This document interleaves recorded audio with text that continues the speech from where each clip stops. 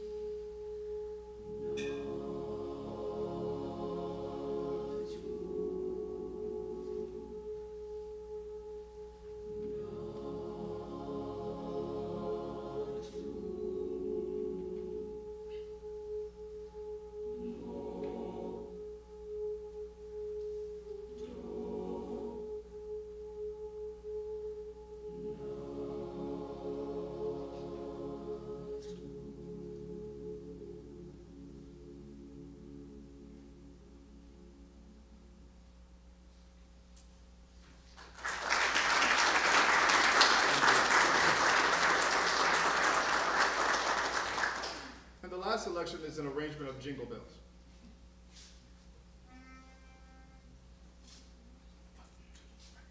Jingle, jingle, jingle, jingle, jingle, jingle, jingle, jingle, jingle all the way. Jingle all the way. All the way. Jingle bells, jingle all the way. Oh, what fun it is to ride in one horse open sleigh. Jingle bells, jingle all the way. Oh, what fun it is to ride In a one horse open sleigh. dashing through the snow in a one-horse open sleigh. O'er the fields we go, laughing all the way. Bells on bobtail ring, making spirits bright. What fun it is to ride and sing A sleighing song tonight. Oh. Jingle bells, jingle all the way. Oh, what fun it is to ride in a one-horse open sleigh. Jingle bells, jingle all the way. Oh, what fun it is to ride in a one-horse open sleigh. Jingling, jingling, Now the ground is wide, go as wild and young. Take us tonight and sing the jingling, just get up to bay. 240 for his speed. Then hitch into an open sleigh and crack, we'll take the lead. Come with us and hear those jingle bells, jingle all the way. Oh, what fun it is to ride In a one-horse open sleigh, jingle bells, jingle all the way. Oh, what fun it is to ride In a one-horse open, jingling, jingling, jingling, jingling, open sleigh. Hey!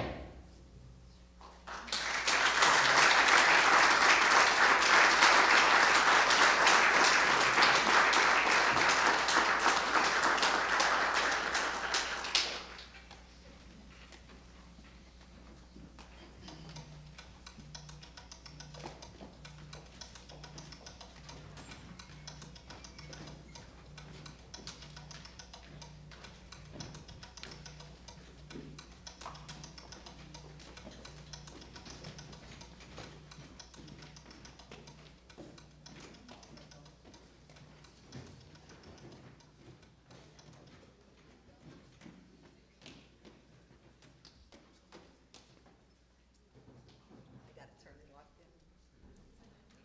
Yeah. Program.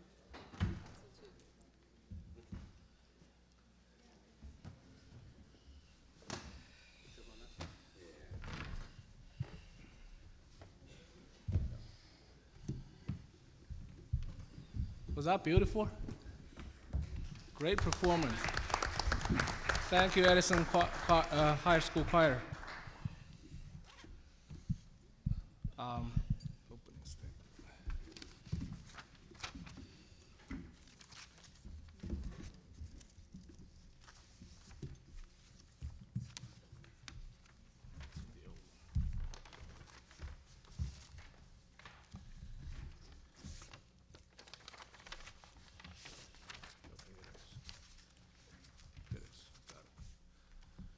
Opening statement.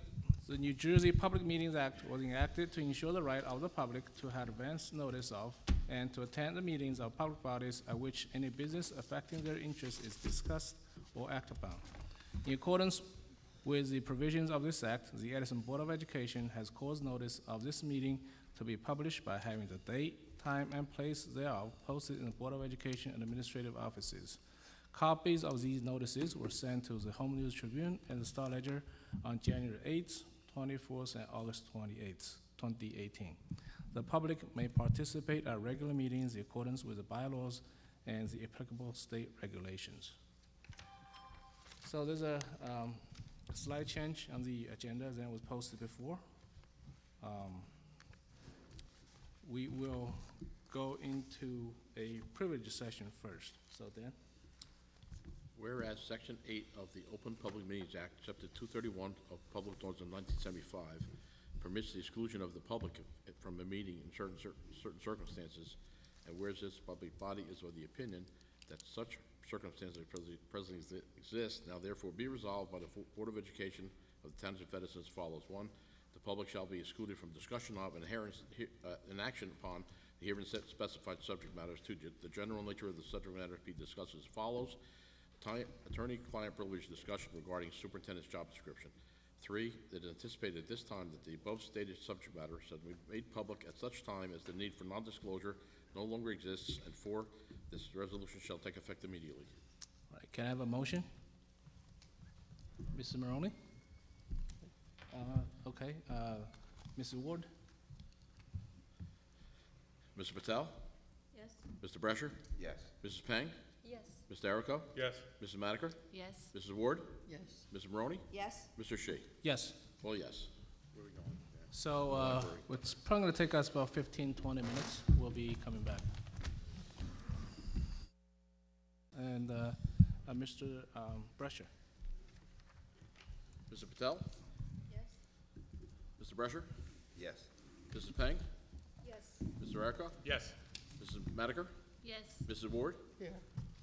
Mrs. Maroney? Yes. Mr. Shi? Yes. Okay, we're back in open session. Okay. So, there are a couple amendments to the current agenda you have in your hand. One is in the personnel section towards the end, there's a job description, superintendent's job description. We want to amend on the qualifications. We're gonna strike out the, under qualifications, we're gonna strike out the doctor degree preferred, so it's gonna be master degrees in administration and supervision. It's not gonna be. We just voted on it. You have any issues? We're amending that, okay? And on the second qualification, right now it has a minimum of 5 years of experience. We're amending that to 3 years of experience. 3 years experience instead of 5, okay? On the second page, as to the major duties and responsibilities, we remove doctor preferred under qualifications and amend the 5 years to 3 years. And under the third bullet, we're gonna add one line, which is, it says, it reads, be responsible for the general supervision of the instructional programs, What is he on now? I As- can't hear a thing. as well as supervise research essential to the effective operation of the school systems and the improvement of instruction. Under that, we add on all grade levels and special education. On all grade levels and special education under the third bullet items. We clear? Any questions? Yes, you can speak when we open it up. Okay, it's just those are the amendments. And also on the personnel agenda, on page 11, there's a typo. Paraprofessionals, it's listed as $20 per hour. It should be $25 an hour. Okay, on page 11, paraprofessionals, right now it's $20 per hour. We're changing it to $25 per hour. That's the correct amount in the contract, Dan, correct? Correct. The $25 references the correct amount in the contract. There's a typo. So page 11 of the personnel agenda under paraprofessionals is changed from $20 to $25 to reflect the correct hourly amount. Okay. All right. So now we move on. So we have a approval of the November 14th and 19th meeting minutes and the board secretary's report. Can I have a motion? Minutes and secretary report. Okay, Mrs. Patel, can I have a second? Okay, Mr. Erico.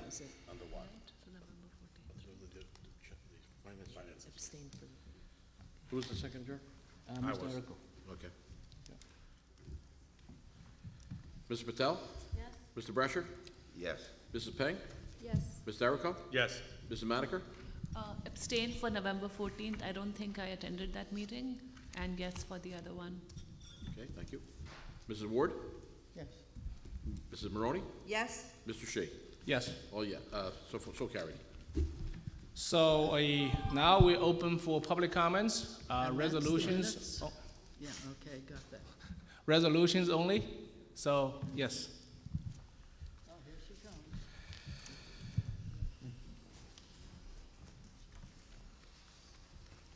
Carol Podolsky, 39 Jonathan Drive. Just one little point on the paraprofessionals where you corrected from 20 to 25 to be in accordance with the contract.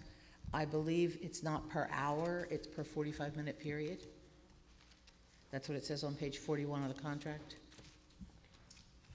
$25 per 45-minute session. All right, so we'll So just so that if you've corrected it, that Okay. way it'll be correct. Thank you. thank you. Any other? Yes.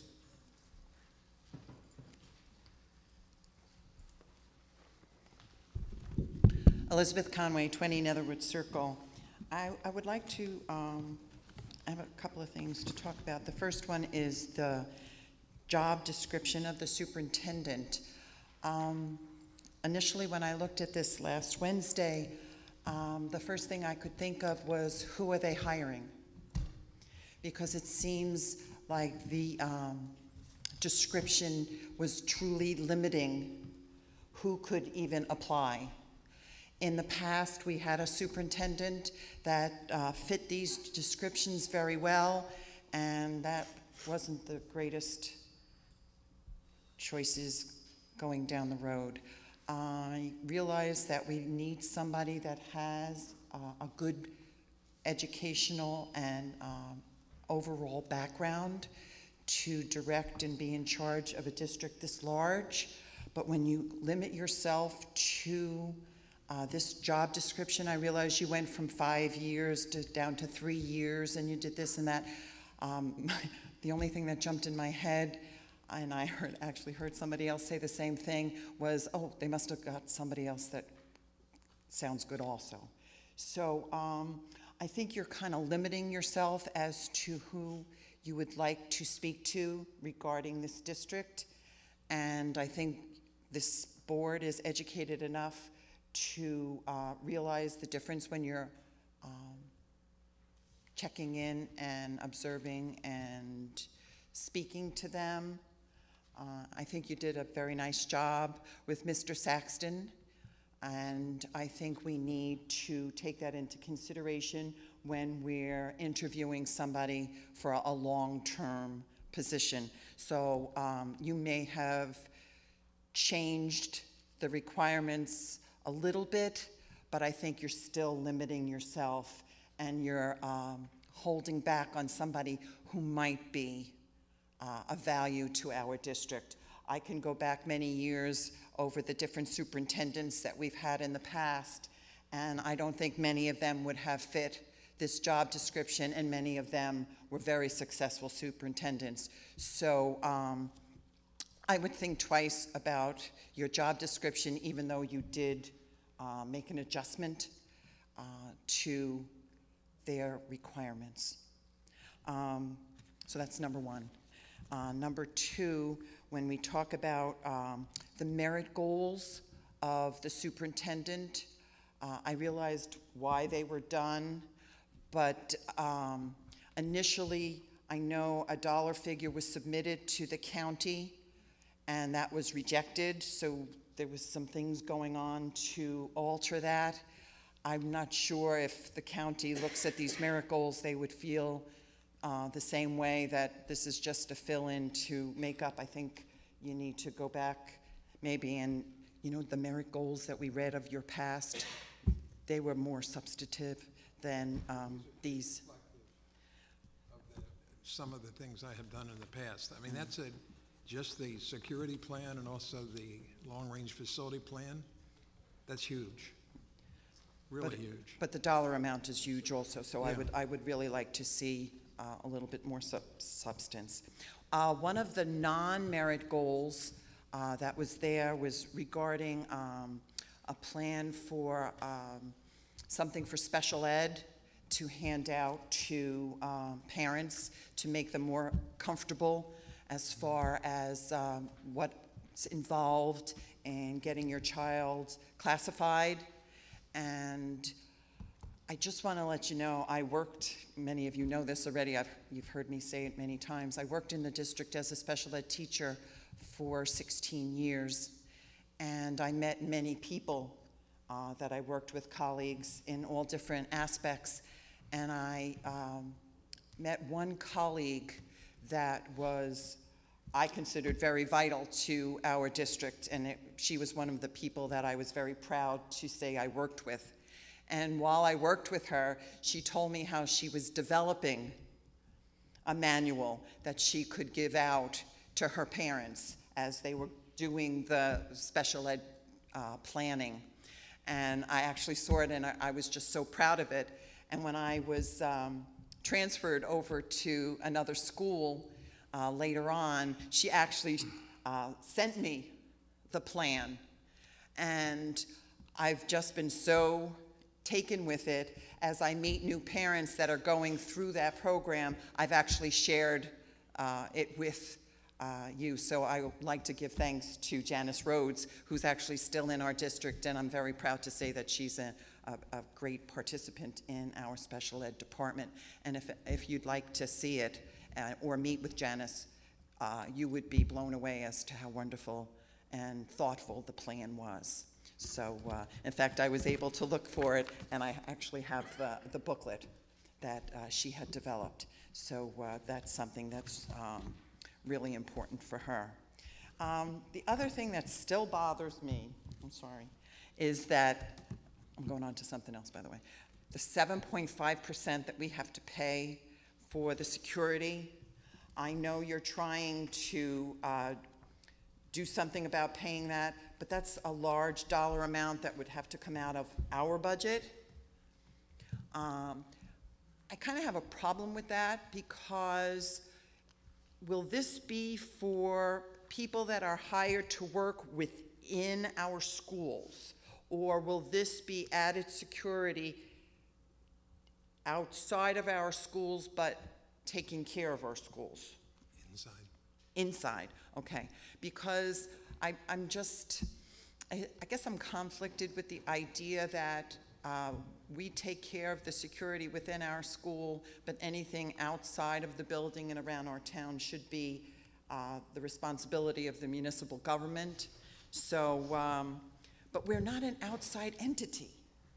You know, we are a municipality, excuse me, and that's going to turn out to be a lot of money. And I think you really need to push. I know there was a request to do something about it, and I would hope that we would really push to work on that one, okay? And just a silly question. I'm looking at all your VPs that you're adding to the schools, and I'm sure they're going to be taking the burden away from the principals in our schools, and everyone that you're hired, I'm sure they're more than competent to be hired. But I did notice a VP was moving back to the classroom rather than staying as a VP, and I hope that there wasn't a problem there, because I kind of recognize that name. Is my 6 minutes up? You can finish it. Okay, so I would like to, I know you're not supposed to mention names, but I just wanted to bring it up because it's something that needs to be verbalized when you see all the different changes going on, that we need to keep an eye on what's happening. So, to be clear, that's a personnel item. The board can't comment in response to your I know, I question. just wanted to say it anyway. I'm on this side of the table, so I can do it for the last time. Thank you very much. Thank you. Any other? Yes.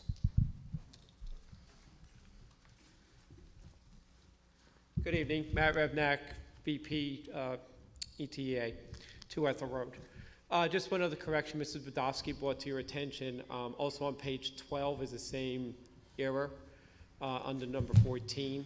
In personnel? Yeah, yes, it should be under paraprofessionals, $25 per 45-minute session there as well. Which one? The It's under number 14, just above where it says After School Parent Academy Title I. That should also be corrected. okay, yeah. Okay. Okay. Yep. All right, and there's Thank you. one other thing, actually, Mrs. Conway just sort of alluded to something. I was thinking about myself this morning with the job description for the superintendent, and I do know you did make a change now to 3 years, and without giving names, Mrs. Conway kind of alluded to. A number of years ago, we had a person putting in for the superintendent in district that was overlooked. They did go outside for a person that was with us for 1 year. And then a year later, the person was given to the job who probably should have been given to, which was a member in district. So again, there was no prior superintendent experience, but that person, I believe, was a superintendent with us for about 10 or 12 years. I know Dan knows, I'm sure, who I'm talking about. So again, the restriction of having 3 years even, may eliminate some candidates, definitely within district, who may be serious considerations as well. And perhaps even someone outside of the district that doesn't have 3 years experience. Personally, I'd rather see it say 3 years preferred, but not required or something like that. The other thing I'm just wondering, did anybody consider about time in the classroom? I believe the requirement is 2 years or 3 years in the classroom to become a superintendent, 5 years? Okay, 5 years for the certification. To me, that would be an important consideration, have someone that has a little more experience within the classroom, that has a little more knowledge of what's, really going on a day-to-day basis in the trenches. Thank you. Thank you. Any other comments?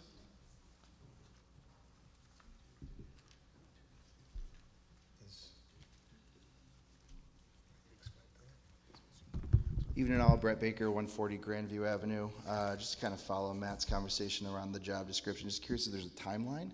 I know it's been a while, but just really want to push you all to make sure we're holding ourselves to a timeline there. What are you talking about? I'm sorry? The timeline on the search for the superintendent. It's about to be the second semester of the school year. So also just kind of was shocked to read that we're paying an administrative fee for the Edison Police Department to use an outside contractor to schedule, which just as a taxpayer, just kind of want to voice that concern. But mostly came today to voice some concerns about the merit goals. Mr. Saxon, we haven't met, but I'd be happy to talk to you later. The number feels very hefty for an interim superintendent. Just want to share that. Merit goals 1.I and 1.1 and 1.3 feel very heavily teacher related. And so I just would like to pose if, for example, the 10th grade English language arts teacher at Edison High School increased his or her grade 10 students by 10%, what does that teacher see? I just would encourage you all to consider that. I said this about the previous superintendent, but goal 1.4 isn't measurable and goal 1.5 is achievable, just to make sure we're clear by everybody participating in fire drills is achievable, and so that also kind of feels just not substantive for a district of our size. So again, just to kind of reiterate, I would like to see 1 and 3 at least considered some sort of addition to those teachers that are going to be doing that work, and 4 just doesn't feel measurable and therefore doesn't feel like it belongs, and goal 5 just doesn't really feel like a goal. Non-merit goal 8, there's contradictory language there, so it's a new teacher observation and evaluation rubric template, and then it says develop a new child study team and related service providers, so I would just kind of like link those two descriptions there. So just want to throw those out there. That's all. Okay, thank you. Any other public comments on resolutions? See none? Let's move on. Let's vote on the personnel issues. Can I have a motion? Just personnel only. Can I have a motion? Okay, Mr. Maroney, second?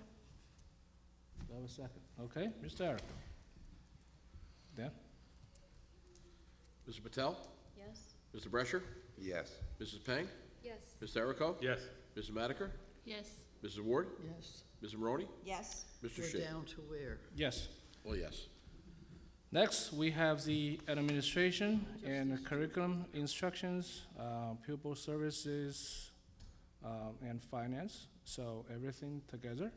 Administration including the merit goals, recognition of snow day, distribution of the e-pass, that's right over here, and request for the prosecutor's office, that's also 7.5% that we talked about.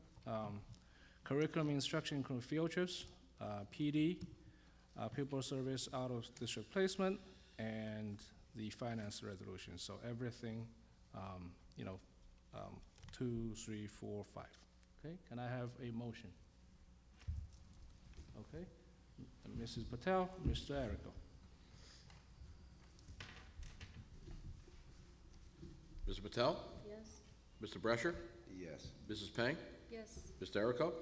I abstain on check number 147312, and I vote no on the superintendent's job description. That was under personnel. That's under personnel. Okay, I'm sorry. You're okay with everything else? Yes. Okay. All right. Mrs. Madiker? Yes. Mrs. Ward? Yes, and I abstain on check number 147229. Okay, thank you. Ms. Maroney? Yes. You abstain on one check? One check you abstain. I don't have the check number. 147124. Thank you. I abstain on that check. Mr. Shi? Yes. So carried. Okay. So we have quite a committee reports. So first is the Curriculum and Technology Committee. Shivi? Yeah. So the meeting, I'm presenting reports for 2 meetings, the first on November 16th and the second on December 10th. In attendance were Deborah Gulick, Varinder Mahabir, Shannon Peng, Richard Brescher, Beth Fal for the November meeting only, and myself.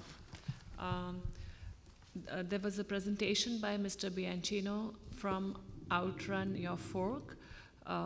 He presented an overview of his program and will follow up with Mr. Restofis, Supervisor of PE and Health, about the possibility of including his product in our curriculum.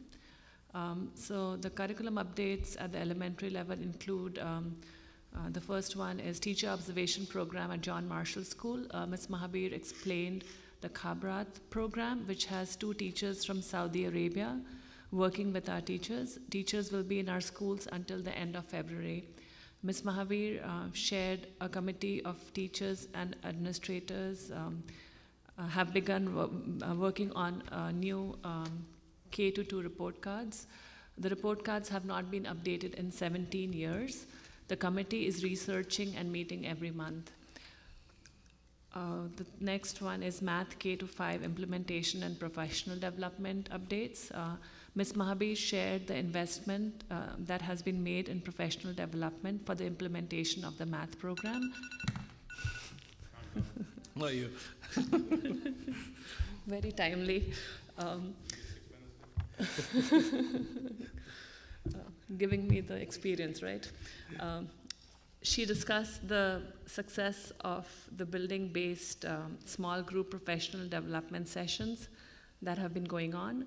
She discussed the differences between the 10 marks program and the investigations program, highlighting the hands-on component of investigations. She also indicated that they're looking for a possible supplement for the 2019-20 school year. The next is language arts pilot in grades 1 to 5. Ms. Mahabir shared that teachers volunteered from 4 schools to pilot 2 different language arts programs, Fontas and Pinnell and collaborative literacy from December 3rd through February 1st. Training for these pilot programs has been arranged. Teachers visited other school districts using one of the products. Ms. Mahabir explained that the programs have very little online requirements. Ms. Mahabir updated the collaborative literacy pilot has begun. Textbooks, the committee got an overview of inventory and subscriptions. Ms. Gulick reviewed the subscriptions of many of our texts and discussed plans for pilots and budget plans in order to include both text and online access to our resources. Subscriptions are expiring in the following subjects and pilots have been scheduled. High school algebra 2 honors, 2 schools piloting, 1 text, it begins in December. High school social studies, 2 schools piloting use of iBooks. Middle school social studies, 4 schools piloting 2 publishers. Middle school math, 4 schools are choosing from 3 vendors. Middle school science, 4 schools are piloting 2 publishers. All teachers are being trained by publishers and meeting together in December. Pilots will take place beginning in January for the following subjects. Students will be surveyed in the coming months. PSAT 8x9 updates include, in November, questions were answered regarding the commitment with College Board to administer the PSAT 8x9 and the reasons why this assessment was selected as an alternative to iReady. The PSAT 8x9 results will be used as part of the criteria for grade 9 placement. In December, approximately 1,200 students took PSAT 8x9 specifically on December 4th. The PSAT 8x9 was selected for the following reasons. It is a nationally normed test which gives parents and teachers information about students' readiness and college-level skills when compared with grade 8 test takers across the country. It gives students a preview of high-stakes high school tests, including the PSAT and the SAT. It was administered in one 3-hour block using paper and pencil, giving us more instructional time. The iReady required as many as 13 days to administer. Scores will range from 120 to 720 on each section of the test. Scores are expected in February, but I guess some people have already accessed it. I don't know. Students will receive their test booklets and answers which they may use for future learning. PSAT 8x9 scores will be one piece of the grouping procedure used to move students up into higher level courses in English and math at grade 9. Other criteria include grades in the course, performance on district assessments, and teacher recommendation. Professional Development Day feedback that happened on November 6th, both elementary and secondary sessions received positive feedback. Plans for next year's focus will begin in the spring. New courses are being developed. Details will be finalized in January. High school social studies, English elective and American studies, AP computer science principles will be offered. A new computer literacy elective will be offered at the middle school. And finally, a coaching proposal. Ms. Mahabir reviewed the proposal for adding coaching in schools. I just wanted to add that the PSAT results will be sent by the district officially later in the next few weeks. That's all. Thank you. Thank you.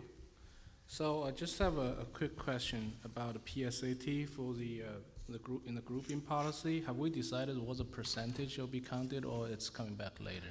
I think every year we do the grouping procedure. The notice goes out in January. Okay. So I guess this year also the chart will go out in January, which will have the details. Okay.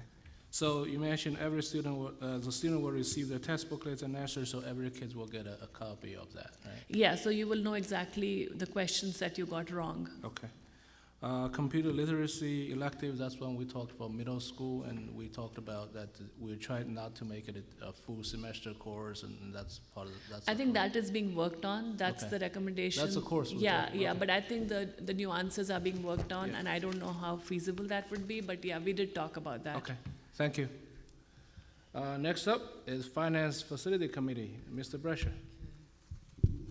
Okay, Ward's going to do it because Mr. Brescher lost his voice. Oh, okay. Yes, please. I'm okay? Yes. All right. The Finance and Facilities Committee meeting minutes took place November 28th at 4 p.m. in the Ed Center. In attendance were Jerry Shee, Teresa Ward, Richard Brescher, Paul Saxton, Dan Mashaw, Ken Taylor, Ralph Barker, and Rich Benedict. The committee discussed the improvements planned for the old gymnasium at J.P. Stevens High School. The improvements include roof repairs, floor refinishing, light fixture upgrades, and possibly replacing the old bleachers. The committee reviewed the current substitute custodian's hourly rate, which is $10.50 per hour. The committee is recommending that the rate that has not been increased in over 10 years be increased to $15 an hour to be competitive with neighboring districts and due to the fact that we are having difficulty hiring substitute custodians. The committee reviewed the daily substitute teacher rate, which is currently $80 per day for county certified substitutes and $90 for state certified substitutes. The committee is recommending that the state certified substitutes be increased to $100 per day to help attract more state certified substitute teachers. Ralph Barker and Rich Benedict explained the need to purchase a server to house the Genesis software. The district needs to expand its virtual server farm for processing and storage. Mr. Barker will investigate the possibility of a cloud-based solution with Amazon or Microsoft. The committee is recommending that Ken Taylor, who has been the acting director of Buildings and Grounds since July 1st, be given the position of director of Buildings and Grounds based on his exceptional performance over the past 5 years. Mr. Taylor presented a report of maintenance projects that have been completed since July 1 of 18. The committee discussed the modular classroom project that is scheduled to be added to the FDR Roosevelt School to be ready for the 2019-2020 school year. Tom Rienzi, the district's roofing architect, provided an update of the roofing replacement plan for several schools. The bid specifications are nearly ready to be advertised. The roofing work is scheduled for the summer of 2019. The committee discussed the alternative to traditional roofing, which is a sprayed-on roofing material, along with the possibility of installing solar panels on some of our schools. That was also mentioned. The meeting adjourned at 5:47 p.m. Thank you. That's it, Mr. Shi? Yes. So I think adding, something's going on today. I think adding the server, additional server would be a really great idea, because I know that Genesis crashes at the beginning of the school year every year, and parents have a really hard time filling in the forms. And I actually was thinking this year that filling the 20 forms manually would have been faster than actually going online. And it's supposed to, technology is supposed to make things easier, but I guess our servers are really overwhelmed, especially at the beginning of school year when parents have to fill out forms and things like that. So I think that'll be an excellent idea to kind of add that server. That's all. Thank you. Thanks. Next is the Overcrowding Task Force Committee. Mr. Erico. Thank you, Mr. Shi. We had an overcrowding task force meeting on December 29th at 7 p.m. at the Pearson Avenue offices. I welcomed everyone and introduced SSP Architects Planning Team members, Ms. Perrotoni and Ms. Wilkinson. They're going to lead us in this educational long plan range planning and also be a project manager. They presented a PowerPoint regarding the long-range facilities master plan and the planning process overview. And again, this is a very preliminary thing, but we need to go through all these steps to make sure we try to get everything right. We will be getting a new demographic study for Edison. Mrs. Wilkinson also reported that she's assessing every site. I believe she visited all schools within the district and she has spoken to the building administrators to see where their needs are and what we are looking at. Ms. Perrotoni discussed the planning process, the planning needs, and the areas of focus. She presented the preliminary findings on the increase in enrollment over the last 5 years, which is no surprise to anyone. There were many items included, and I'm not going to go through each and every one, but class sizes, just a note, are especially increasing in grades 4 to 8. There's limited space for doing special activities and activity rooms and delivering certain programs. Some of it's become a security and safety issue, and we need some upgrades in that area. Site developments and alterations are needed to expand capacity and eliminate trailers.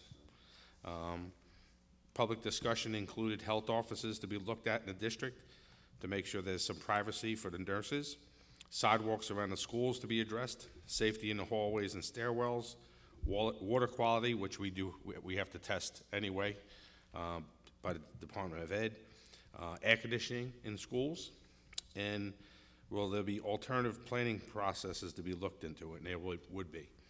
The meeting ended at 7:45. Thank you, Mr. Shi. Thank you. Next, the Transportation Committee meeting minutes. Who will do that? Okay, yep. I'm going to read this for Mr. Brescher. The Transportation Committee met on December 12th, 10 a.m. at the Ed Center. In attendance were Richard Brescher, myself, Teresa Ward, Dan Mashad, Paul Saxton, Cheryl Roxalou, Lisa Errico, and Jim Burke. The committee discussed several parental stops for bus stop changes. The Transportation Department will review the current bus stops, and if they cannot be changed this year, they will be considered for a change in the next school year. The committee discussed the current board policy for subscription busing. The policy states that the cost of the subscription busing must be self-sustaining, wherein the subscription busing fees must cover the cost of the program. With the increasing cost of transportation over the last several years, and the fact that the subscription busing fee of $500 has not been increased in over 15 years, the board must consider an increase in the subscription busing fee for the 2019-2020 school year. The committee discussed the lack of applicants for vacant driver and bus aide positions. The board had negotiated a collective bargaining agreement with the bus drivers and the aides that made their compensation very competitive, but we are still not able to attract viable candidates for the jobs. The advertisements that are placed in the newspapers about vacant positions were reviewed, and the committee is recommending that the district place an ad specifically for drivers and aides, and the ad must include the starting salary and the benefits for the district that the district provides. So basically, we want the ads to be a little more detailed. The committee discussed the implementation of the VersaTrans transportation routing software. The information gathering for the conversion is nearly completed, and the training of the staff will take place in January. The current software trips will simultaneously with VersaTrans, will run simultaneously with VersaTrans until the district is satisfied with the new program, and that it makes sure that the program is running effectively and efficiently. The meeting adjourned at 11:55 a.m. Thank you. That's it. Just a quick question on the VersaTrans. Do we have a target date of implementing that for next school year? Yeah, we've been in contact with the VersaTrans company, and they are going to be coming in and doing the training in January. Okay. And once we run through all of the routes and have the routes set up, we are going to implement that, and we're going to run that and trips at the same time until we know that the VersaTrans is running correctly. So is the VersaTrans linked with our Genesis software? It will interface with it, yes. Will be, okay, That's so one of the we'll things. know where the kid's coming from. That's correct. Okay, the address, okay, thank you. All right, so board member, it's announcement of the upcoming meetings. We have a meeting that's coming up on January 2nd at S Center. That's the reorg meeting, 7 o'clock, S Center. Board member comments, open discussions. Yes, Mrs. Maroney. I believe that children are our future. Teach them well and let them lead the way. Show them all the beauty they possess inside. Give them a sense of pride to make it easier. And let the children's laughter remind us of how we used to be. These lyrics are the beginning of the beautiful song, The Greatest Love of All, written by a lyricist named Linda Creed, made unforgettable by the incomparable Whitney Houston and, of course, George Benson. In the last few days, as I have been engaging in wingman training in several schools around the district, I am happy to say that the Edison school system is teaching our children how to lead the way. The insights and hopes of our students have filled me with the greatest hope that we can imagine for our young people, and we in Edison are encouraging them to take part in their own futures. Just last week, in a wrap-up session with the 8th grade wingman training at Herbert Hoover Middle School, I asked the students what they were going to go home and tell their parents about how this day had gone. A young man named Adekunle stated, "This was the best day of my life." Class president Elise told us that this was the greatest day of school that I've ever had. And when we talked about what had made the day so special, the students agreed that it was the fact that they were allowed to talk about their views, their dreams for the future, their desire to make a school a happier environment for all students at Herbert Hoover Middle, to reduce the unnecessary drama, and to make sure that everyone in the building feels included, not because of their diversity, but because of their commonality. Because of heavy academic requirements, students don't have a lot of opportunity to talk about these things, and they need to express them in order to clear their minds for the rigors of study.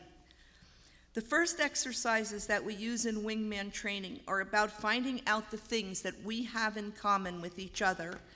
The students engage in icebreakers to get to know each other in ways that they have never gotten to know each other before. There is so much laughter, joy, and silliness in the early part of training, and then things take a little more serious tone as we delve into what it means to be a wingman, and as we involve all of the students in the school.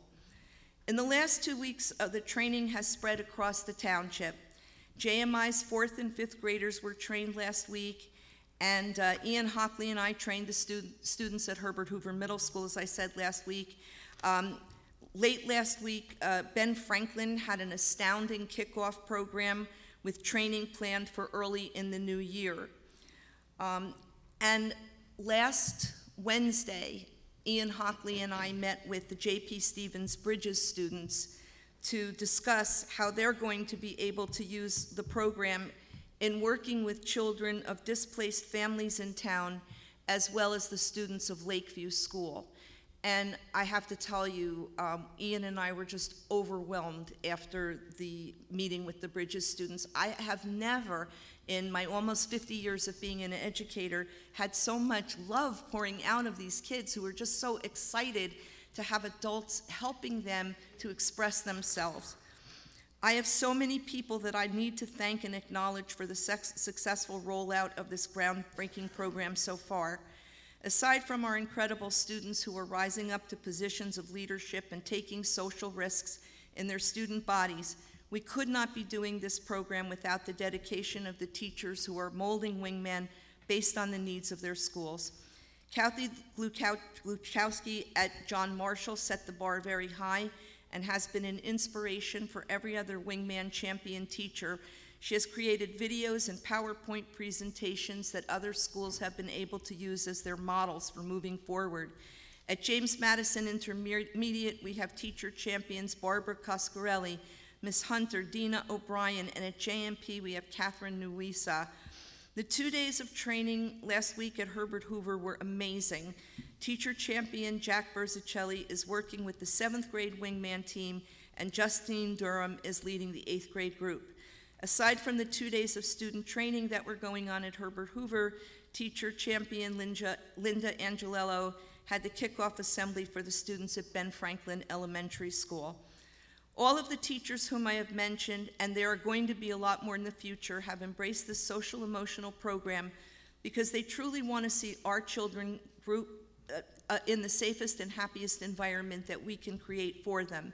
They are bringing to their program their creativity, their professionalism, their knowledge, their time, and their energy to make wingman successful in Edison schools.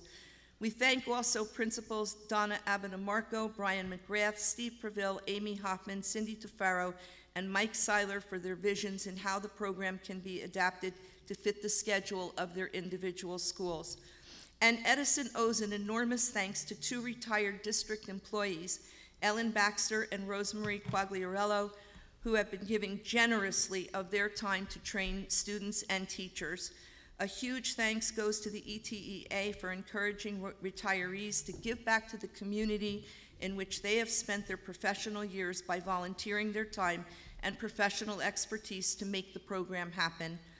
As the Wingman program is expanding across the state, and Ian and I are so busy, right after the new year, we're in Princeton and Highbridge and Fort Lee and Bloomfield, and we're just running all over because it's catching on like wildfire.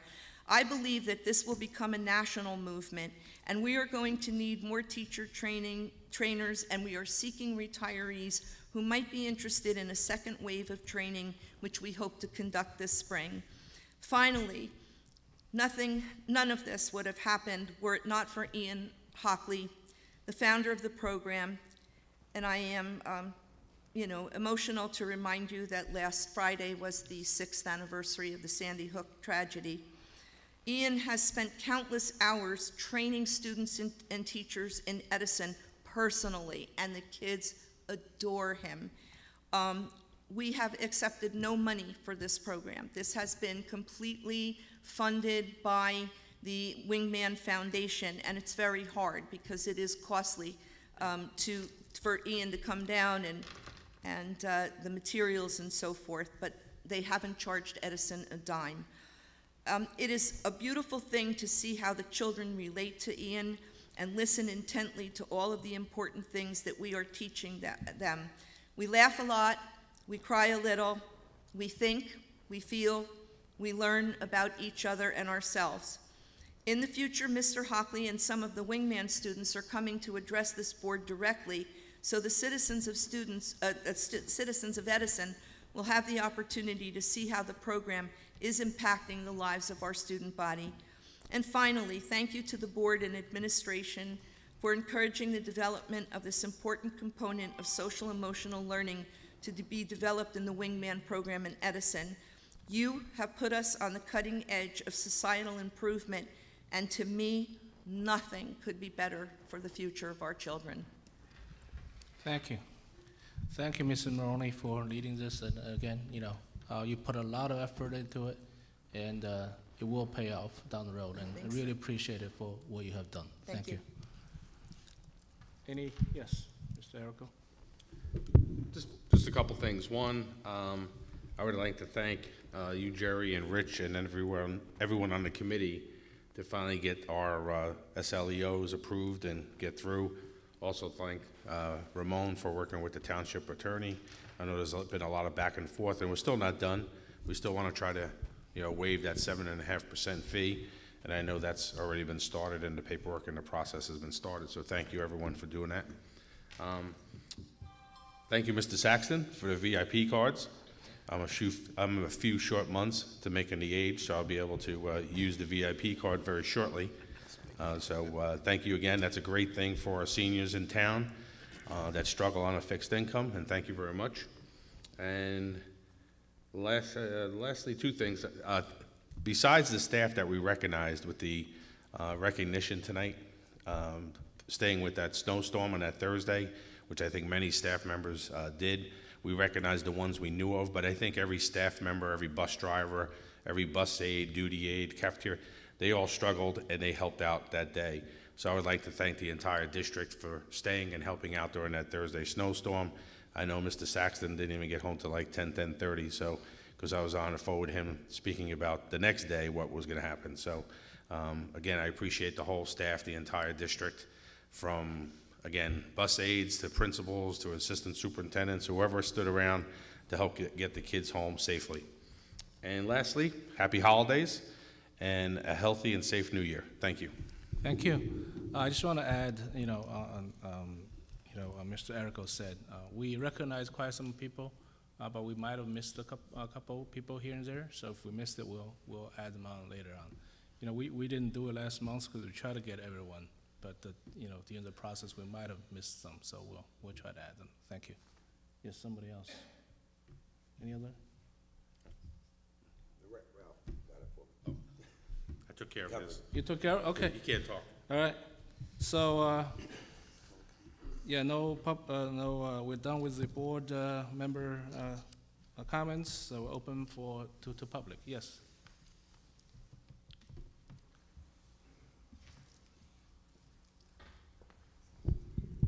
Frank Heelan, 55 Harmon Road.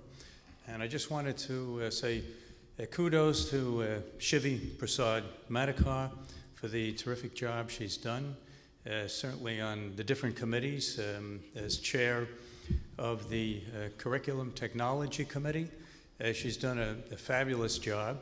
You can even hear some of them tonight trying to encourage more children to go into the honors program, giving them alternatives to get into that from the 8th to the 9th grades.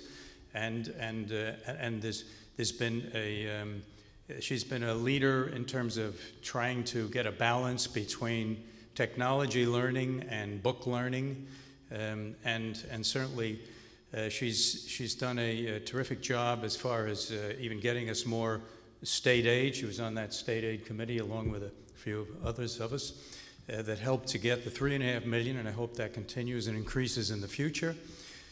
But she's given a tremendous amount of leadership. She's been, I think, a model board member, and also has worked in the policy committee and has passed policies for the benefit of the children, such as the one that stands out in my mind, just one of them, is the one regarding when the families go on vacation, the students are not allowed, the teachers cannot give work, any sort of big essays or any major work over those holidays. So if they go on a Passover, Easter break or so, there won't be any tremendous work, so they can't even speak with their families for the 7 or 8 days. So I think that was a terrific change. She had children in the schools, of course, in the middle school and the high school, and some in college as well. So she's had the whole spread of being connected with students and with education. And so I think she has, she's been given a tremendous amount of time to the district, and I think we owe her a big round of applause.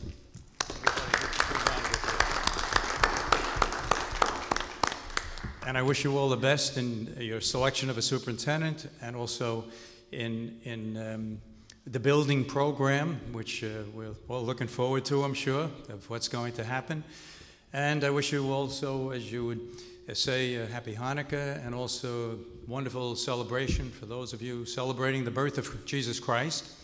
And so have a wonderful year. Thank you. Thank you. Visit us. I have to go now because I have to pick up my grandson over at Barnes & Noble's concert. All right. Visit us often, all right? Any other public comments? Okay, yes. Joe?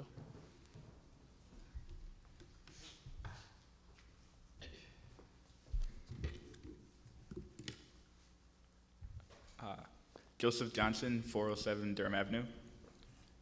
Colleagues, friends, and members of the board. On December 12, 2018, at the Edison Board of Education caucus meeting held at the Edison Center in Edison, New Jersey, I introduced an 8-week program, an 8-week mentorship program that is to be implemented at J.P. Stevens High School in Edison, New Jersey, starting in January 2019. The program would be directed towards students who are currently struggling to go to college and lack the necessary resources of getting it to school. The program would be centered around 3 core values, the first being academics, the second being excellence, and the third being wellness. The main goal of the program is to encourage students to go to college, assist in the homework/exam preparation, aid in the college application process, and prepare students for secondary education and beyond. The program has a scheduled trip to Monmouth University on February 17, 2019, in which Monmouth University President Gray Demena has agreed to speak to the students about the potential resources available to go to college and the benefits of going to school. Lastly, at the conclusion of the program, a banquet will be held at the YMCA JCC in Edison, New Jersey on April 6, 2019. I have shared all the necessary information regarding the program, the trip, and the banquet to Mrs. Gulick, Mr. Saxon, and members of the board. I would just like to take the time out to thank everyone who has helped so far. Today, I have brought with me mentors, guest speakers, and supporters of the program, all of which can attest to the validity of the program and can confirm their credentials. Each mentor, supporter, and guest speaker live in the area, have recently graduated, are in the workforce, and/or are in graduate programs and beyond. The mentors, supporters, and guest speakers will introduce themselves, speak about their role in the program, and talk about the importance of the mentorship. At the conclusion of this, my questions to the board still remain: if we have made any progress confirming this program, is there space available for us? And lastly, how do we supply transportation to the students on February 17th, 2019 for the trip to Monmouth University. I was just wondering if all the guests can go first. Like, I know it's public comments, but do you think they can introduce themselves to you guys first before? Sure. Okay, sure. Thank you.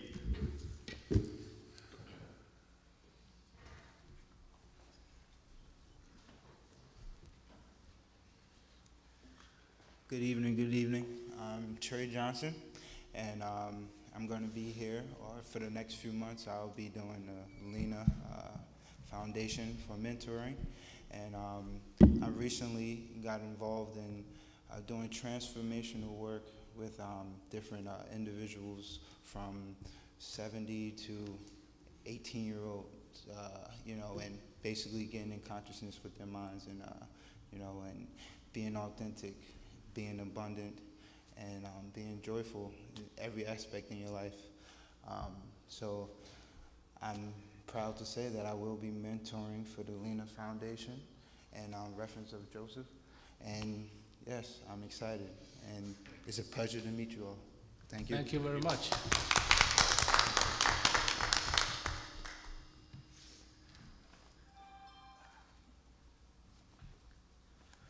Good evening. My name is Austin Skelton. I'm a Woodbridge High School alum, Monmouth University alum, and EOF scholar, and I'm currently a 1L at Villanova University School of Law.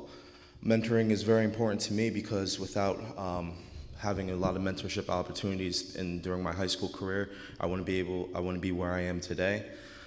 Especially coming from a low-income minority family, I know the importance of being able to relate and connect to people around our age group, especially in the process of applying to college and looking for resources to go to college.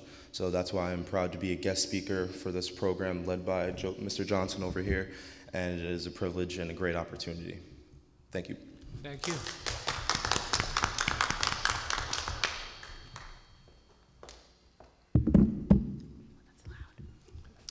Good evening, everyone. My name is Amber Brown. I am a South Brunswick resident. I attended Monmouth University with Joe. There I studied business. I went on to get a job opportunity at one of the fastest growing software companies called iSIMS in a STEM program there, and I've been there for about 2.5 years in the iconic Bell Labs. Currently, I also am pursuing my master's of business administration with a concentration in strategy and supply chain at Rutgers University. So I am a New Jersey native, and I'm very proud to give back to my community despite the fact that it is outside of my district in which I reside. Unlike some of the other gentlemen, I actually didn't have a support system like Joe is offering. And I can kind of attest to the fact that it is very stressful when you don't have mentors to look up to, and as a first-generation college student, kind of struggling to understand and navigate those waters alone, I could have only imagined how much easier it would have been for me and comfortable it would have been for me to have a guiding light. And that's the diverse background of mentors that he has pulled together to be a resource to your students, even though we may come from other communities outside of Edison. So I really hope that you guys are able to come to a decision, help provide any specifics of information that you need clarification on, so that way we can provide that information to you to help expedite the process so we can put the tires to road and start to make progress and change in the community as you attested to earlier. Thank you. Thank you.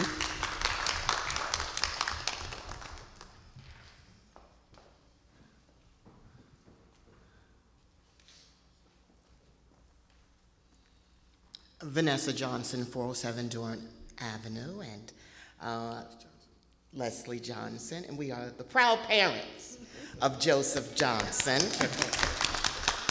I can see the similarities. And my husband and I have raised 3 children here in the Edison Public School System, and we are, of course, proud of all of our children who have all graduated from J.P. Stevens High School. And our youngest son is currently at Monmouth University. He followed in the footsteps of his brother. And my daughter, she's a registered nurse now, to nurses for that. And so we too are very excited about the mentorship program, pouring into the lives of young people, giving them an opportunity to have a voice, opportunity to support themselves, to support each other, and to dream and to have goals, you know. Sometimes it's not easy for a young person to speak to an older generation, or sometimes it's not easy for us to even understand what they need and how their generation it would proceed versus what we've experienced. You know, half of, I think we are sitting here all a part of the great hair club, you know. So sometimes when you're talking about technology, it goes right over my head. But that's why it's important to have young people who are just out of college, who are just entering into the workforce, to turn around and to speak into the younger ones that's coming up, because they are our future. Thank you for this time. Thank you. From one great hair club member to another great hair club member, you guys did a fantastic job of raising your 3 kids. Thank you. If your daughter, a registered nurse, wants to come into work for our district, we'll be more than welcome, because we're short of nurses. Okay. When I think of Joey and his friends here, these fine young people, what comes to mind is the term engagement. I'm sure they're going to have very engaging strategies, also measurable strategies as well. So it's not just going to be, you know, let's have a good time here. It's going to be some measurables in there as well. So, okay. Yeah, I just want to comment, you know, Joe, for keep coming in here and you know, bring all your buddies, helping this district. It's a fantastic initiative. We'll try to do what we can to support it, and just have to work out some of the details. But I don't think there'll be any issues with the bus. We'll try to work it out. Yeah, I would like to say also, let's please get on that ASAP, because Joey calls me every day. And have you heard anything, Ms. Maroney? Have you heard? And I'm firmly convinced that Joe will be President of the United States one day, because Joe has the ability to not become a nudge while he's making these calls. You know, he's so pleasant. Oh, Ms. Maroney, thank you so much. You know, I really appreciate everything you've done. But in all honesty, I am so impressed. Like, this is what I was talking about before from the Wingman program. This is just another outgrowth of the kind of kids that we raise here in Edison, who want to give back to the community, the greater community, South Brunswick, Woodbridge. You know, thank you so much. There just are no words to tell you how, you know, you're the son I never had, Joey. So Dan, Rich, is there any way we can get President Johnson a school bus? Should he... Mr. Shi, should he, Mr. Johnson, continue to work with Mr. Saxton to see how we can get all this accomplished? Absolutely. Okay. And Mr. Saxton and Mrs. Rulick on some of the implementation details. Good. Yes. Instead of him coming here and begging us, you know, we're going to support what he wants to do. We'll support you. You're going to work out the details. We just got to work out the details. And we'll get you the bus, President Johnson, all right? Maybe we could get him a CDL. He could drive the bus too.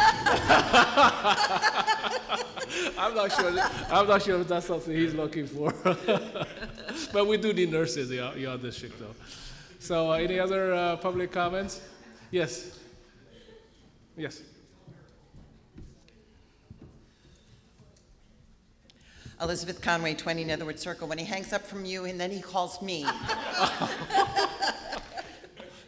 right, so we'll get us off so no more phone calls. And I have to say, I've been pushing him to make sure that he is at every one of these meetings, because it's the squeaky wheel that gets things done. And I applaud him, and I applaud everyone that's involved in this program. The old saying that there's nothing less than excellence in Edison, he is the perfect example of why we are the district we are, and we need to continue this, and you can't stop coming to meetings. And as I was listening to Mrs. Maroney speak about the Wingman program, this fit in as a program that would continue to enhance students in the right direction. So this is something that we truly need to continue. I just had one question about Wingman. I see there's a Wingman Club. Could you explain what that is? Well, in order for the teachers who are volunteering their time to get some payment, it's been put into a club status so that they're getting pittance for the number of hours in working with the children and preparing them for the monthly lesson.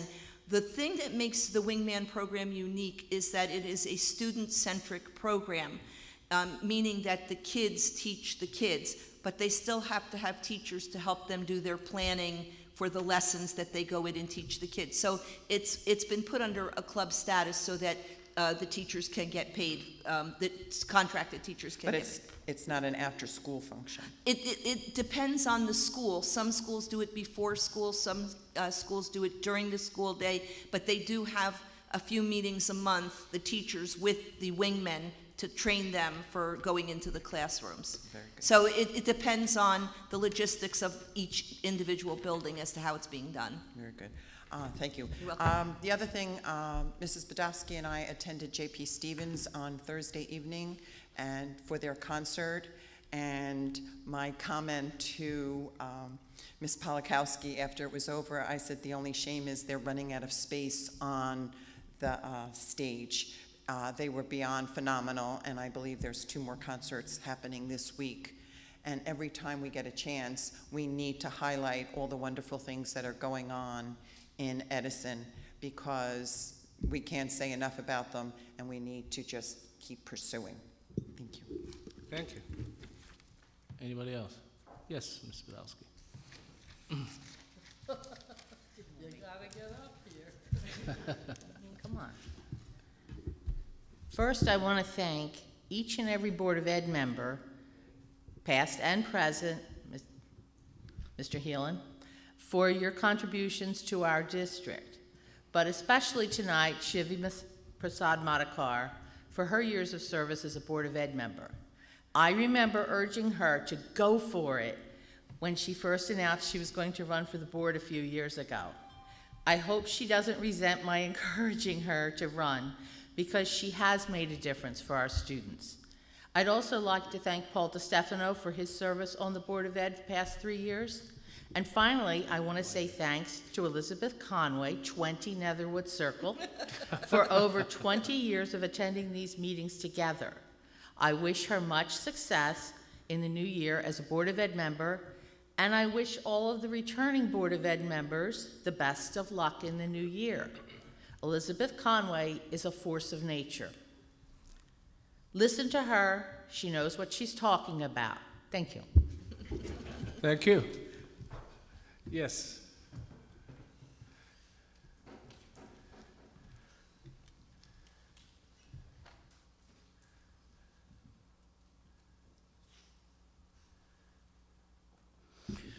Bill Brunner, 215 Loring Avenue. On the overcrowding situation, how much are we paying that organization that made that presentation? $73,000. $75,000? I'm sorry. All well and good, but we've been discussing overcrowding for a number of years. I was on a committee, I think it was about 6 years ago, we were talking about this, and talk is all we've done. That's right. We haven't done much but talk. And the presentation the ladies made was a nice presentation, but I think it's putting the cart before the horse. I think we have to settle on our financing first, and also if we can possibly pry any land out of the town council, which is unlikely because they're not cooperating with us at all. It's mostly on our own. But are we considering putting a bond issue up this spring? It's one of the possibilities. Well, it almost has to be. We've got to find out if the people in this town are going to approve a bond issue. Otherwise, we can look at all these charts and have these women make these presentations for nothing. It'll do absolutely no good, just waste everybody's time. I think more so in the fall we're looking at, because we still have, like you said, we've been talking about it for years. Unfortunately, in the past administration, it wasn't a priority, and now it is with us. And so until we get all the facts and figures and demographics and needed classroom space, full-day kindergarten is a possibility. Oh, that'll never happen. All those It things. will happen. Until we got everything in line, we really can't come up with a dollar figure. That's amazing. I heard the same arguments 6 years ago. it's different people. Wasn't here 6 years ago, so I'm sorry. It's a different group of people. Yeah, but the point is, we're not doing anything, and now right away you want to push it off to the fall. Well, that means construction gets pushed off. Let's do it now. Let's put this thing out in the spring, see if the public will support it. And what if they don't, then we can't do it for another year. So we want to do it right the first time We want to get it one shot and get it done correctly. and do everything. And we need the data to support it, and we need, that's what we're paying these guys. It was discouraging when the public knocked down that open space, that few pennies that the town wanted for open space. That discouraged the heck out of me because I don't know why they did it, but now we're talking, what, maybe $200 million? Upwards. Roughly, higher or lower, plus or minus. Plus or minus $1 million. The town wasn't talking about anything like that, and they knocked it down. That is very discouraging. We have to educate the people in this town. On the bus and transportation situation, Dan, one of our biggest busing companies that handle us, I think, is Dapper, isn't it? Yes. And one of the reasons they keep bidding and successfully getting a low bid is because they take it out on their drivers by not paying them. No benefits, horrible pay, and as an example, Monroe Township is not having any trouble getting bus drivers. Why? Because they're paying $25 an hour. They're authorizing $25 an hour. Now, I know that's a big difference. Dapper, at last time I checked, was in the $15, $16 an hour range. And that's why they can't. And of course, after the owner passed away, I think the management of that company is, shall we say, questionable. Right.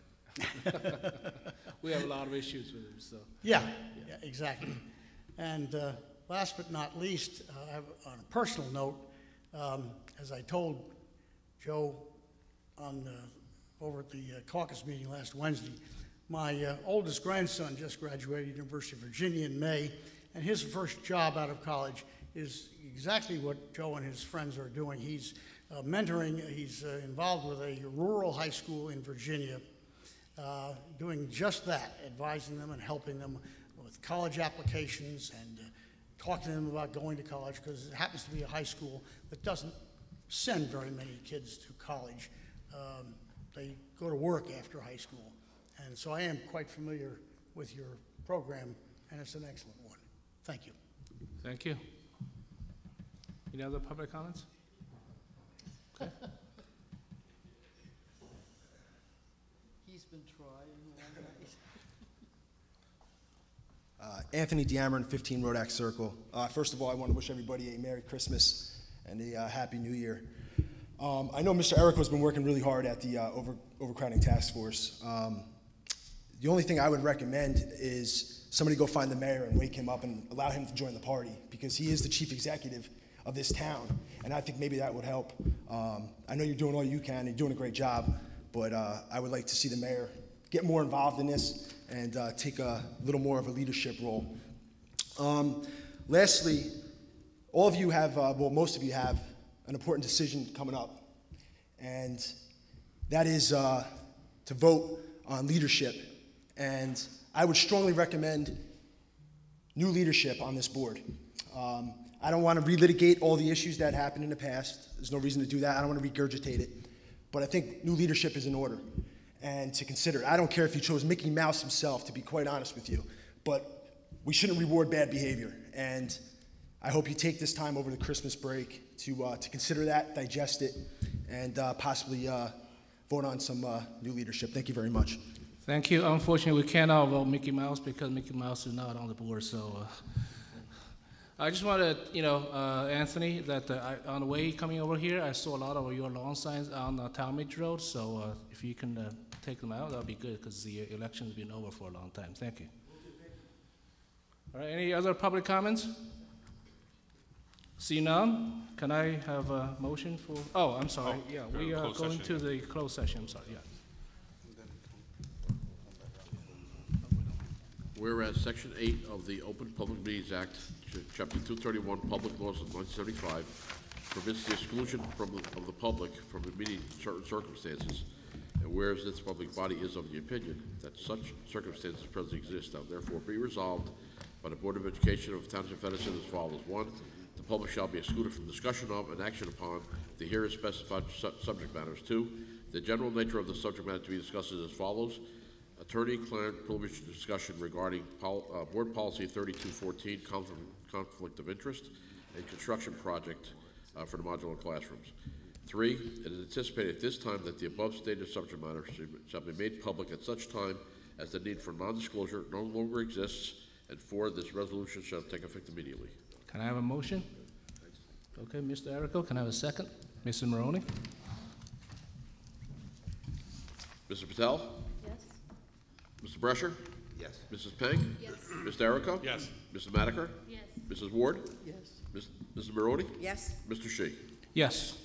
All So, I do not expect we coming back, so I just want to wish everyone a happy holidays and a happy new year, and see you guys. I think we are gonna come back. No, we're coming close, but we're not gonna have any decisions, made. We're not gonna make. No, we're not voting on anything today. We're not. Yeah. Okay. No. I think he said no. Yeah, because it's gonna take too long. All right, thank you, everyone. I'll see you guys next year.